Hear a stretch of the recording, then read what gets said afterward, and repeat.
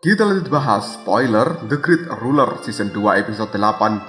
Oke lah, gak usah banyak meng. Kita langsung masuk aja ke pembahasan.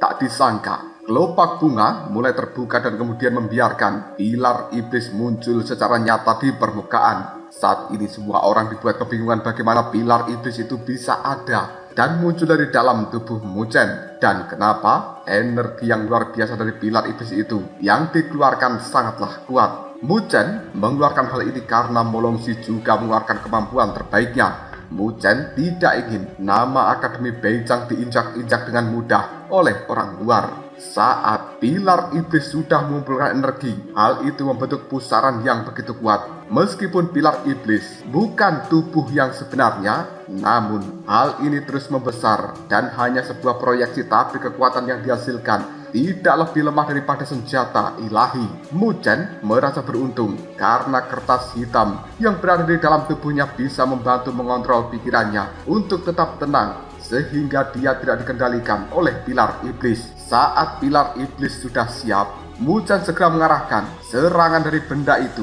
ke arah Molongsi. Akhirnya, degar!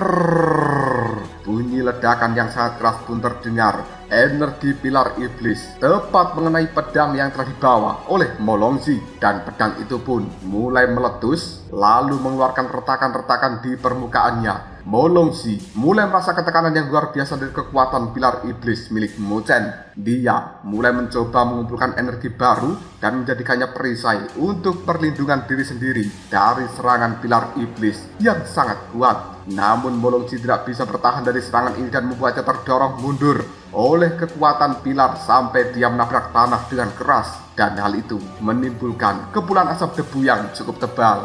Ketika asap debu ini menghilang, mereka semua yang berada di dalam tempat ini bisa melihat tubuh Molongsi yang sudah tidak bisa bergerak karena tulang-tulang di seluruh tubuhnya sudah hancur. Keberadaan pilar iblis yang berada di dekat dari Muchen juga sedikit demi sedikit menghilang. Mereka juga menyaksikan lingkaran merah di mata Muchen sedikit demi sedikit juga mulai mereda. Hilangnya pilar iblis juga mulai berpengaruh terhadap kesehatan Muchen. Kini kondisinya cukup parah karena terus memuntahkan cairan merah.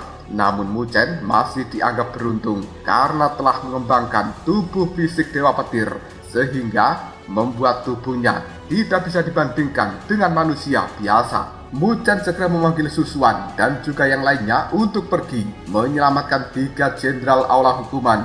Saat Lin Zheng dan juga yang lainnya sudah berada di tangan kelompok Muchen, hal itu membuat Muchen tidak sabar mengarahkan tinjuan pada seorang Molongsi. Menyaksikan adegan seperti ini membuat Molongsi hanya bisa pasrah tanpa perlawanan apapun karena kondisinya sekarang jauh dari kata baik. Ketika serangan itu mengarah pada dirinya, tidak disangka ada energi yang cukup besar pun datang dan menghalangi serangan milik Muchen. Semua orang pun cukup penasaran dengan hal ini. Tak disangka orang yang datang untuk menolong Molongsi adalah Raja Naga Hitam. Orang itu hanya tersenyum dan kemudian mengarahkan pandangan pada Muchen. Dia meminta Muchen untuk menyerahkan pilar iblis hitam, peninggalan istana naga iblis miliknya, dan dia akan membiarkan Muchen serta yang lainnya pulang dengan selamat. Tapi Muchen tidak mau dan memilih mengunci pilar iblis di dalam tubuhnya menggunakan energi bunga mandala yang dimunculkan dari kertas hitam.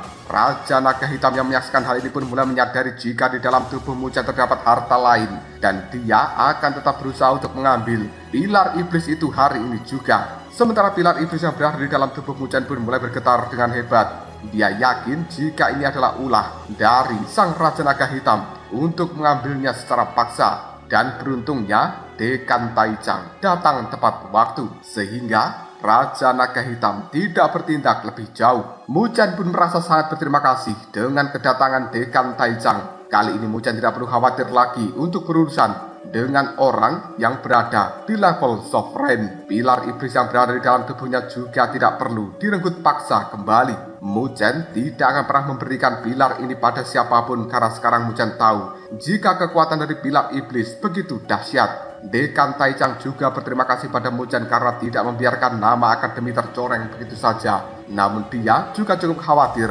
keberadaan pilar iblis dalam tubuh Muchen bisa dianggap sebagai keberuntungan dan juga musibah. Dekan kemudian mengatakan kepada Raja Naga Hitam jika tindakannya kali ini cukup berlebihan. Tapi sang Raja Naga Hitam menganggap hal ini biasa saja karena memang benda yang dibawa Muchen adalah benda milik mereka. Tapi Dekan Taicang tidak akan pernah membiarkan hal ini terjadi karena dia tahu jika ini adalah benda kuno yang berharga dan telah dibawa lagi oleh Raja Naga Putih di masa lalu.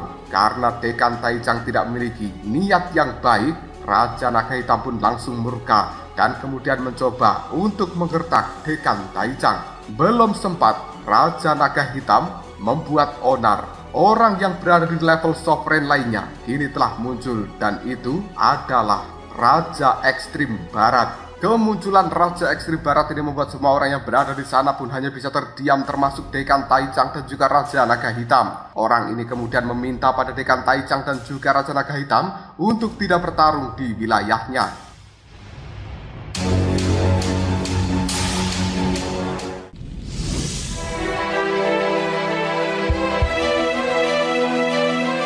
Raja Naga Hitam pun memutuskan untuk tidak melakukan perlawanan dan mencoba untuk bersabar. Dia yakin akan ada saatnya bagi Istana Naga Iblis bisa meratakan Akademi Beijang. Dirinya pun mulai berkata pada Dekan Taicang bahwa hari ini tidak bisa dianggap kemenangan untuk Akademi Beijang.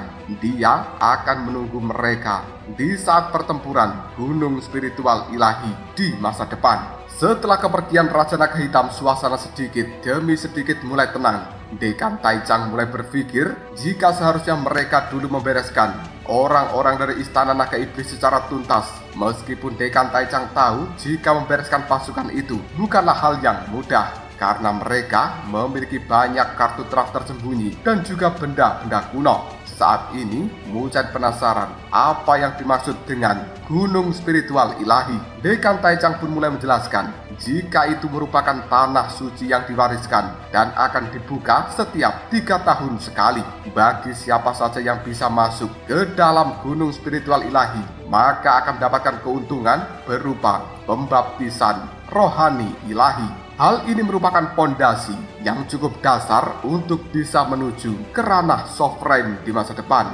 Selain itu, ada 3 bencana yang harus diselesaikan dan setiap orang yang ingin mencapai level sovereign harus menghadapi bencana tersebut. Muchen yang terus mendengarkan perkataan dari Dekan Taicang pun mulai tertarik dalam hal ini. Dia bertanya, apakah Akademi Beijang akan ikut pada sesuatu yang berada di dalam Gunung Spiritual Ilahi? Muchen ingin sekali ikut dalam hal ini karena dia merasakan sangat bermanfaat untuk melindungi jiwa ilahi selama dia menghadapi 3 bencana level sovereign. Helaan nafas yang lembut terdengar dari Dekan Taicang.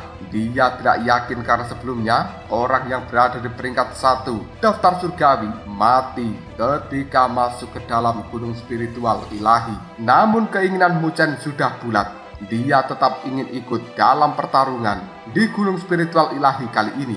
Dekan Taicang berkata jika Muchen masih terlalu dini untuk ikut. Hal ini disebabkan pengalaman Muchen yang belum memadai. Muchen kemudian mulai berpikir jika di dalam Gunung Spiritual Ilahi pasti dia akan bertemu dengan Mo Xingtian, orang yang lebih hebat jika dibandingkan dengan Mo Longzhi. Dekan Taicang memutuskan untuk mengumpulkan semua orang dan kemudian akan diajak kembali ke dalam Akademi Beijang. Lin Zeng dan juga orang-orang yang terluka saat ini mereka mulai terbangun dari pingsannya. Dan kemudian Lin Zeng serta 2 jenderal yang lainnya pun cukup terkejut karena sebenarnya orang yang sudah berhasil mengalahkan Mo Longzhi adalah Muchen. Kembalinya Muchen dan juga pasukannya sungguh menghebohkan Akademi Beijang karena semua orang tidak menyangka jika Muchen lah orang yang mampu mengalahkan seorang Mo Longzhi. Namun Muchen tidak terlalu peduli soal hal ini dan memiliki suatu hal yang harus dilakukan sehingga dia buru-buru kembali ke rumahnya guna memulihkan tenaga. Setelah 3 hari berlalu, Muchen beristirahat beristirahat, kini tubuhnya sudah mulai pulih kembali. Namun tidak disangka jika Mu Chen dipanggil oleh Dekan Taicang untuk menghadap. Sesampainya di dalam balai pertemuan, Master Moyu atau Guru Moyu langsung mengucapkan terima kasih karena Mu Chen telah membantu menyelamatkan orang dari aula hukuman, yaitu sang 3 jenderal. Tapi Mu Chen yang melihat jika ada 6 orang penguasa di dalam Akademi Beicang saat ini sudah berkumpul, dia pun cukup gugup. Dekan Taicang langsung mengatakan maksud dan juga tujuannya memanggil Mu Chen ke dalam tempat ini. Hal tersebut ada kaitannya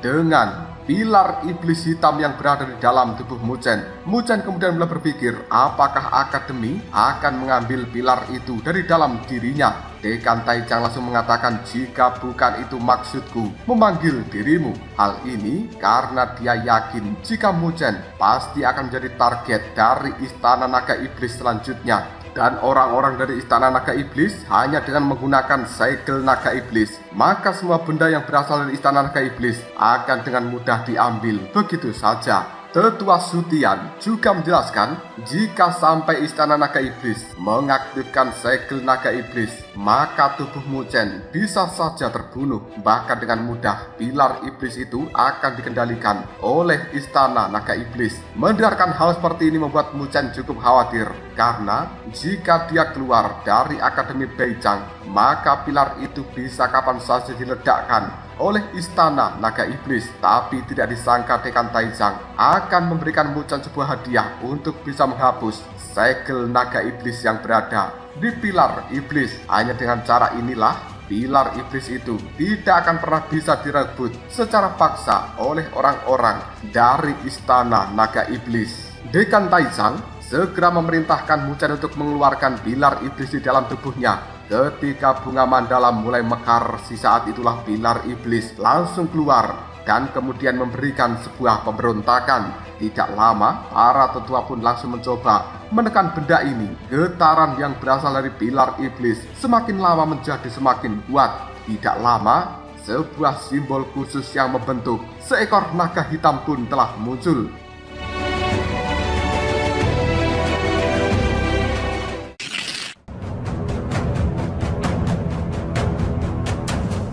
Dekan Taicang segera membuka segel dan mencoba melepaskan simbol naga hitam yang menempel pada pilar iblis ini. Di sisi lain, pada tempat yang jauh, Raja Naga Hitam mulai menyadari jika simbol naga hitam miliknya akan dilepas paksa dari pilar iblis. Auman amarah mulai keluar dari mulut orang ini, dan hal itu bahkan membuat 5 distorsi muncul di tempat sekitar. Tidak lama kemudian, dari dalam ruang yang terdistorsi itu telah muncul 5 sovereign naga hitam. Energi spiritual terus membanjiri aula besar tempat pilar iblis itu berada, dan pilar iblis terus-menerus mengeluarkan suara dengungan. Simbol naga hitam juga terus bergerak karena merasakan ancaman di dalam tempat ini. Di bawah energi spiritual yang tidak terbatas, korosi dari simbol naga hitam sedikit demi sedikit mulai menghilang. Tidak disangka auman naga ini telah muncul dari pilar iblis itu dan keluar, lalu berubah menjadi naga iblis yang sangat menakutkan. Dekan Taicang juga tidak menyangka jika Raja Naga Hitam akan berani mengirimkan bayangan yang tersisa untuk masuk ke dalam Akademi Beicang. Naga iblis raksasa tiba-tiba saja berubah menjadi tubuh ilusi dari Raja Naga Hitam, dan kemudian dengan sombongnya dia berkata kepada semua orang di dalam tempat ini, aku bisa pergi kemanapun aku mau. Sebuah tawa yang lain pun mulai terdengar. Tetua Sutian yakin jika Raja Naga Hitam datang ke tempat ini, meskipun hanya dalam tubuh wujud spiritual, dia tidak sendirian, melainkan bersama dengan 5 master lainnya dari aula Naga Iblis. Semuanya sekarang sudah berkumpul. Tubuh spiritual Raja Naga Hitam melambaikan tangannya kemudian berubah menjadi naga iblis raksasa yang sangat liar. Hal itu membuat Guru Moyu dan juga yang lainnya pun langsung mengarahkan serangan. Akhirnya, bung, duar. Suara ledakan pun terus bergema di dalam tempat ini. Bahkan ruangan telah hancur berkeping-keping. Tiba-tiba saja pilar iblis mulai terbang ke arah atas lalu dicengkeram oleh kaki naga iblis raksasa. Menyaksikan hal itu tentu saja Dekan Taichang dan juga yang lainnya tidak akan pernah membiarkan begitu saja mereka membawa pilar iblis ini. Alhasil penyerangan pun terus dilanjutkan. Dan kemudian hal ini tidak bisa dihindarkan sama sekali. Siapa sangka naga iblis tiba-tiba saja berubah menjadi lebih besar lagi. Tidak lama kemudian suara ledakan juga terdengar nyaring. Ini merupakan salah satu siasat dari Raja Naga Hitam untuk membiarkan pilar iblis bisa melarikan diri dengan sendirinya dengan menghancurkan tempat ini. Ketika pilar iblis itu terus menjauh, Dekan Taichang dan juga yang lainnya bergegas melakukan pengejaran. Tapi karena ledakan yang barusan terjadi, pilar iblis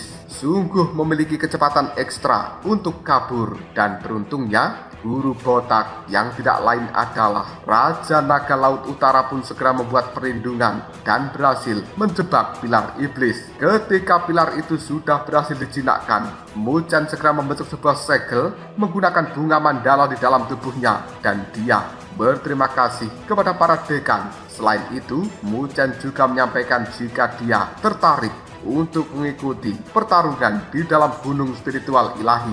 Meski sempat ragu, Dekan Taichang berkata jika Muchen harus bisa melakukan terobosan ke tahap kesempurnaan surgawi dalam kurun waktu 1 bulan ini. Dengan begitu, maka Dekan Taichang akan membuat Muchen ikut di dalam pertarungan gunung spiritual ilahi. Tapi jika dia tidak bisa melakukan terobosan ke tahap kesempurnaan surgawi, jangan harap Dekan memberikan izin kepada Muchen, karena itu sama saja dengan mencelakakan diri sendiri. Setelah meninggalkan aula pertemuan, raut wajah Muchen nampak frustasi.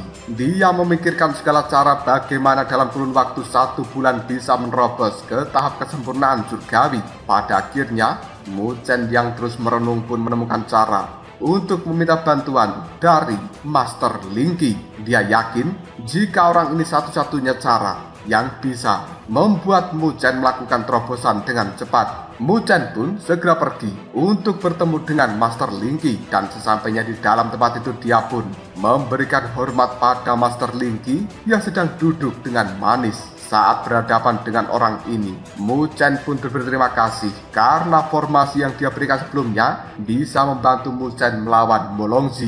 Dia juga mengutarakan niat yang sebenarnya dan ingin meminta bantuan supaya bisa masuk ke tahap kesempurnaan surgawi dalam kurun waktu 1 bulan. Mendengarkan hal seperti ini, Master Linky pun cukup terkejut karena orang lain akan membutuhkan waktu selama 1 sampai 2 tahun untuk bisa masuk ke ranah tersebut. Muchen yang melihat Master Linky terdiam langsung berkata jika hal itu mustahil untuk dilakukan, maka Muchen akan pamit undur diri. Belum sampai Muchen pergi, Master Linky memanggilnya kembali. Dia merasa tidak bisa menolak permintaan dari Muchen. Perasaan yang muncul begitu erat kaitannya dengan gambar ibu Muchen yang berada di dalam lukisan.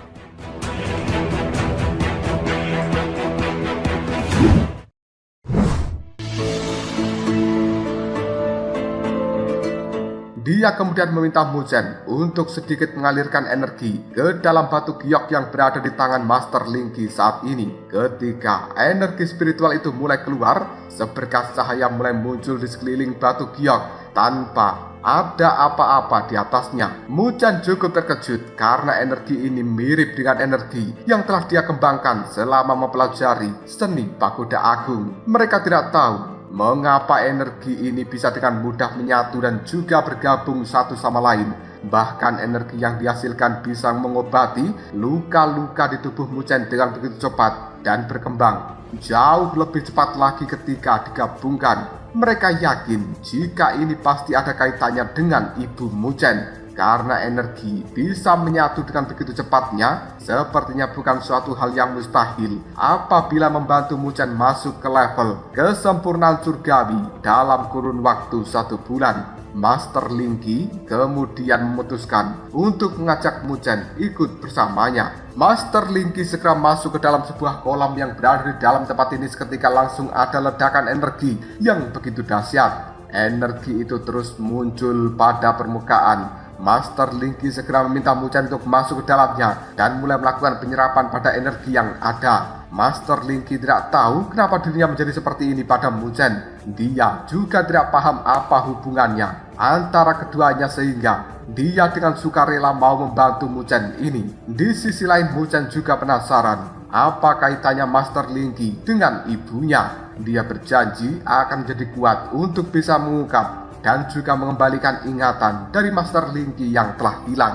Karena perasaan yang muncul begitu kuat, Mu Chen meminta Master Linky untuk menjadi kakaknya saja. Linky pun setuju dengan tawaran ini. Tidak lama kemudian Mu Chen segera memejamkan matanya dan membiarkan seni pagoda agung untuk berputar dengan cepat. Tubuh Linky perlahan mulai melemah karena energi yang dikeluarkan begitu banyak. Namun hal ini tidak menyurutkan niat dari Master Linky untuk menghentikan aliran energinya kepada Mu Chen. Tidak lama kemudian pandangannya berubah menjadi gelap.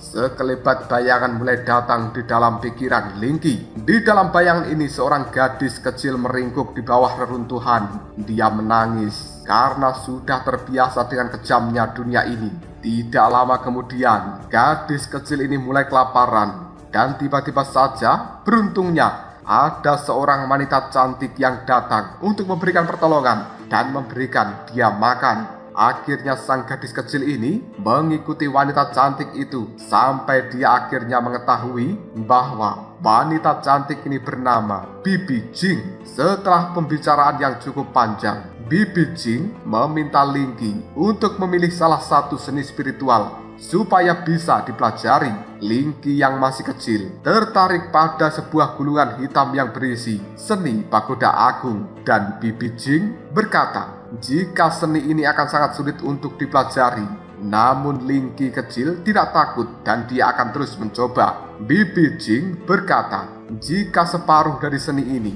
akan dia wariskan pada anak laki-lakinya yang bernama Mu Chen. Bibi Jing juga bercerita jika dia terpaksa meninggalkan Mu Chen yang masih balita semata-mata ingin melindungi anaknya dari berbagai bahaya yang telah mengintai. Ketika ingatan ini sedikit kembali, Linky pun pada akhirnya tersadar dan kemudian dia membuka matanya. Waktu pun terus berlalu, Mu Chen sudah selesai berkultivasi. Dia merasa sangat senang karena energi yang dia serap setara dengan latihan selama 10 hari. Mu Chen pun langsung mengedarkan pandangannya. Dari kejauhan Mu Chen bisa melihat bahwa Linky sedang menangis sambil memeluk lututnya. Mu Chen mencoba memutuskan untuk mendekat pada Master Linky. Awalnya, Linky tidak mau menceritakan kejadian yang dia alami di dalam penglihatannya. Namun karena terus dipaksa oleh Mu Chen, Linky akhirnya mau bercerita jika sebagian ingatannya telah kembali dan itu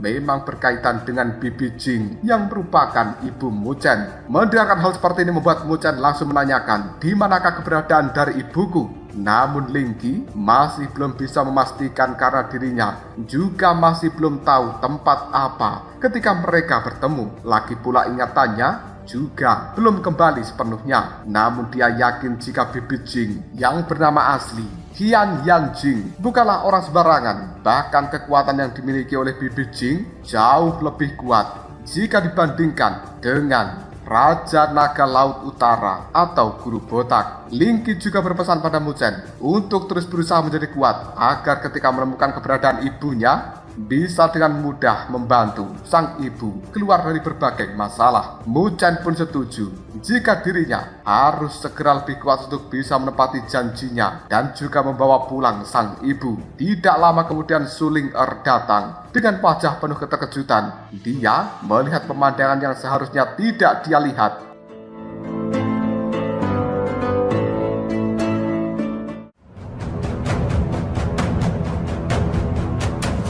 Lalu apakah yang akan terjadi selanjutnya? Pemandangan seperti apa yang dilihat oleh Su Ling ini sehingga membuatnya terkejut? Jika kalian penasaran, tunggu jawabannya di next video. Ngobrol Shop.